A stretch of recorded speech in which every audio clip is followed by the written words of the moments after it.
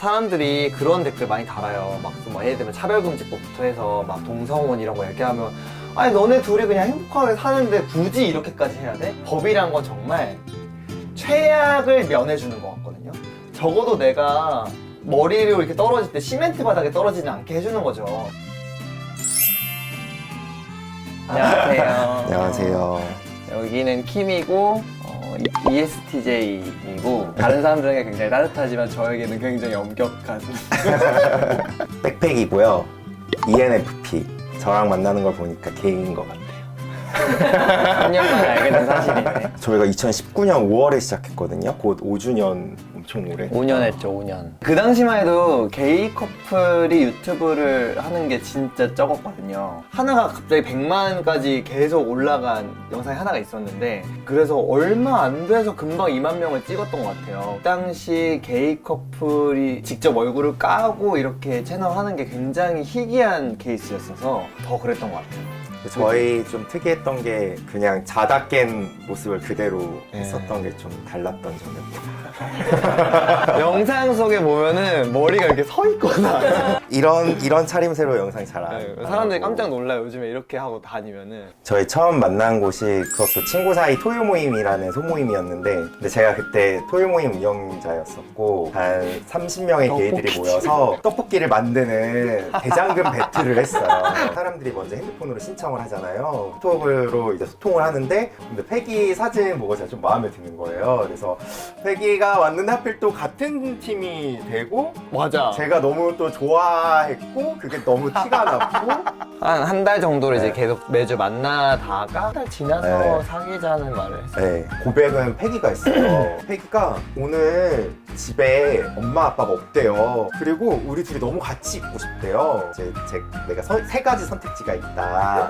1번 여기 종로 근처에 모텔에 가서 같이 잔다. 2번 내가 너네 집에 가서 잔다. 3번 각자 집으로 가서 잔다. 했는데 3번 이러는 거예요. 그래서 왜? 했더니 집에 형이 있어 이러는 거예요. 그래서 얘 미친나? 엄마 아빠가 없다 그랬잖아 내가. 왜 말이 앞뒤가 안 맞는 것 같지 해서 아 얘 나 별로 안 좋아하는구나. 그 당시 이제 그런 사건이 한 번 있고 나서 형이 마음의 부상이 되게 심한 게 보이더라고요. 마지막에 이제 한 달째 됐을 때는 청계천을 걷고 있는데 형이 계속 입을 이렇게 오물조물하는 느낌이 뭔가 드는데 말을 안 하는 느낌이 드는 거예요. 그래서 그냥 제가 내가 말해야겠구나 해서 우리 그럼 우리 사귀는 건가 이렇게 얘기했죠. 그리고 그 주에 바로 새벽에 하는 월드컵 봐야 되니까 우리 같이 모텔에서 자고 같이 보자 하고 월드컵은 못 봤어요. 사실 축구에 별 관심이 없어. 뒤로도 한 번도 축구를 보진 않았어요. 저희가 이제 연애 한 1년 반 지났을 때 각자 집으로 가는 게 되게 좀 섭섭하더라고요. 그래서 이 사람이랑은 내가 같이 살 수 있겠다. 때마침 무지개집이라고 해서 그 망원동에 성소수자 공동주택이 지어지고 있었어요.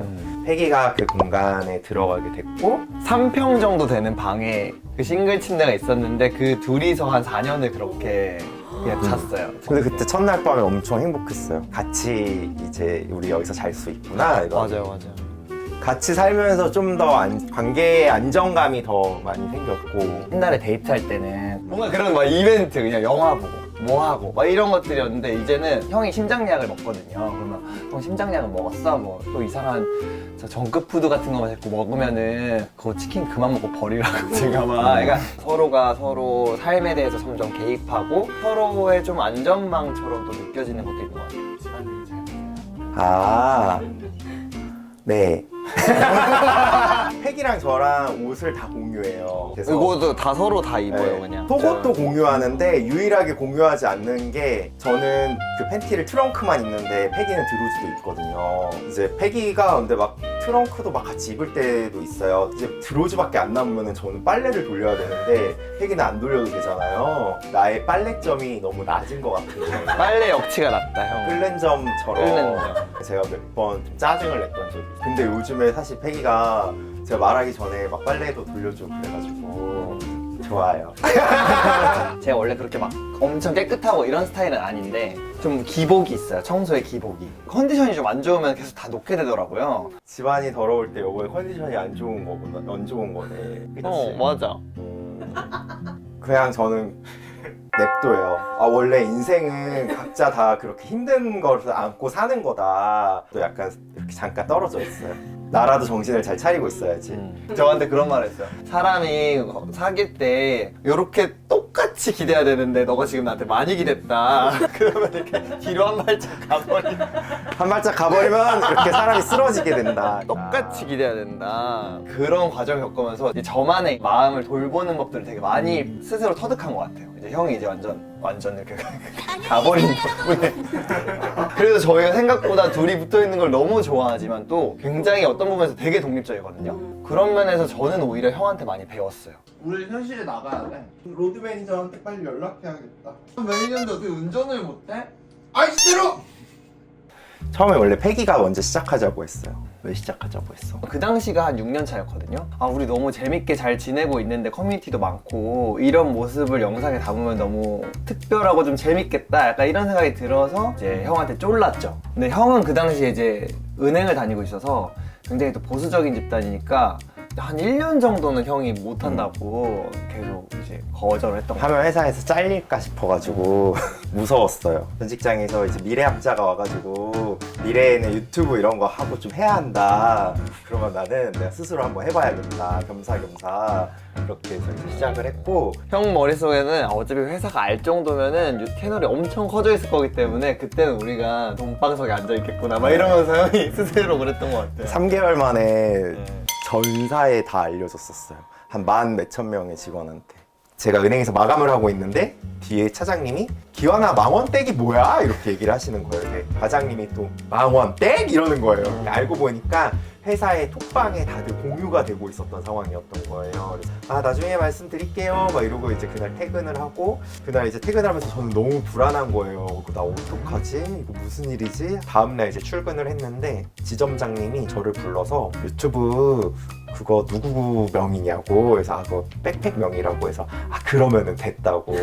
겸직 금지 뭐 관련 때문에 자기가 사실 그걸 좀 걱정했는데 그러면은 자기는 상관없다고 생각하고 너 그냥 일하던 대로 하면 된다고. 그런 사람들의 말이나 이런 거에 신경 쓰지 말라고 얘기를 해주시니까 제 마음이 너무 편안해지는 거예요. 그리고 이제 과장님, 차장님 이런 분들도 너무 응원한다, 너무 좋다. 이렇게. 그리고 그 당시에 제가 친구 사이 대표하고 있을 때였는데 다들 그 후원 CMS에 다 가입해줬어요, 지점 사람들이. 내가 막연하게 두려워했었는데 이렇게 응원받고 지지받는 경험을 하니까 한 차원 더 이렇게 나아가는 느낌? 그런 느낌 들어서 되게 좋았어요. 제 삶이 형이랑 함께 하다 보면은 이걸 말을 하지 않고서는 일단 아무것도 대화가 안 되는 거예요. 이제 어느 순간부터는 제 삶이. 그러면은 제가 가족을 만나서 입을 꾹 닫고 있어야 되는 거예요. 근데 그게 사실은 전 일종의 그냥 단절이라고 생각을 해서 그게 전 너무 싫었어요. 아버지한테 커밍아웃 처음 할 때 되게 충동적으로 했어요. 아빠랑 너무 오랜만에 같이 침대에서 자는데 사실은 아빠 내가 남자를 좋아하고 거기까지만 말했으면 좋았는데 내가 게이 인권단체를 다니고 게이 합창단을 하고 있고 막 가서 온갖 얘기를 다 한 거예요. 다음날 갑자기 아빠가 눈빛이 완전 이렇게 뒤집혀가지고 오더니 다른 이제 기독교에서 막 기적이 찬다 막 이상한 것만 잔뜩 가지고 이제 저한테 오더니 저주를 퍼붓는 거예요. 그 당시 아빠는 게이가 된다는 건 아들을 잃는 거라 생각했던 것 같아요. 마치 그냥 범죄자가 되는 것처럼. 그러다가 이제 KBS 거리의 만찬이라는 프로그램이 있었는데 요거 한번 오늘 봐봐라고 해서 링크를 보냈는데 그 방송이 끝나자마자 아빠한테 이만한 장문의 메시지가 오면서 모든 걸 나는 다 너의 행복을 위해서라면 다 받아들일 수 있으니까 내일 한번 집에 와라. 그때 이제 아빠랑 한 5년 정도 만에 모든 게 다 풀리고, 그래서 그때부터는 가족 모임에 형도 데려가고 막 되게 잘 지내기 시작한 것 같아요. 그리고 저희 연애하고 있을 때 한 2년 전에 패기 친형 결혼식이었었는데 근데 저희한테도 돈 보내주면서 저희 둘 다 양복을 하라고 돈을 보내주신 거예요. 그래서 이만큼의 돈을 받았지만은 이렇게 쓰고 요거는 이제 그 가족 사진 찍잖아요, 결혼식장에서. 직계 가족 사진 찍겠습니다 하는데 제가 약간 머뭇거렸어요. 근데 이제 패기랑 이제 부모님이랑 이제 패기 형이랑 이제 다들 이렇게 서 있는데 패기 어머님이 기아나 빨리 와야지 이러는 거예요. 그때가 정말 영화처럼 너무 길게 느껴졌어요. 그리고 감동적인 장면이 네. 망원댁 유튜브 채널 영상에 있답니다.